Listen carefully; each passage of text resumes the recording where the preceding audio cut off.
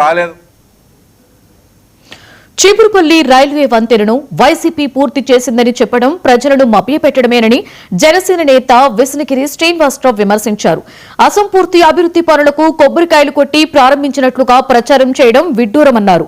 YCP పాలనలో rowdy రాజకీయాలు జరిగాయని, కూటమి ప్రభుత్వం నీతి నిజాయితీతో పాలన సాగిస్తుందని అన్నారు.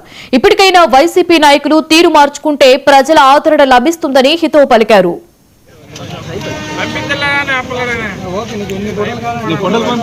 చీపురుపల్లి జనసేన పార్టీ నుంచి మాట్లాడుతున్నాం.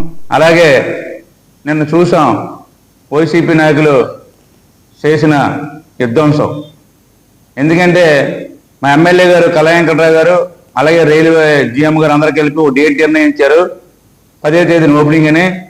ఇలాగే వైసీపీ నాయకులు వెళ్ళి ఒక మాజీ ఎంపీ అయి ఉండి అక్కడ ప్రెస్ మీట్ పెట్టడం, అలాగే కొబ్బరికాయలు కొట్టి బ్రిడ్జి ఓపెన్ చేసి అనడం చాలా విడ్డూరంగా ఉంది ప్రజలందరికీ కూడా.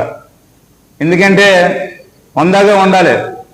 ఎందుకంటే రాజకీయాలు చేయొచ్చు, ఉండొచ్చు, కానీ ఇలాంటి రాజకీయాలు చేయకూడదు, ఇలాంటి సంస్కృతి చేయకూడదు. ఎందుకంటే చుట్టుపల్లం బ్యాచ్కి ఇదే పని. అవినీతుల్లో మద్యంలో కూరుకుపోయి 2000 కోట్ల రూపాయలు మద్యంలో ఉన్నారు. చిట్టి పిలుస్తుంది మీ అందరికీ, అయినా మీకు భయం లేదు.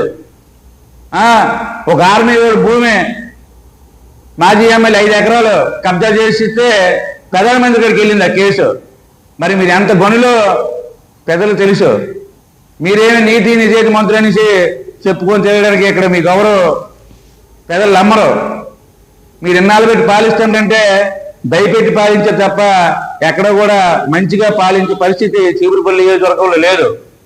ప్రతి రైతు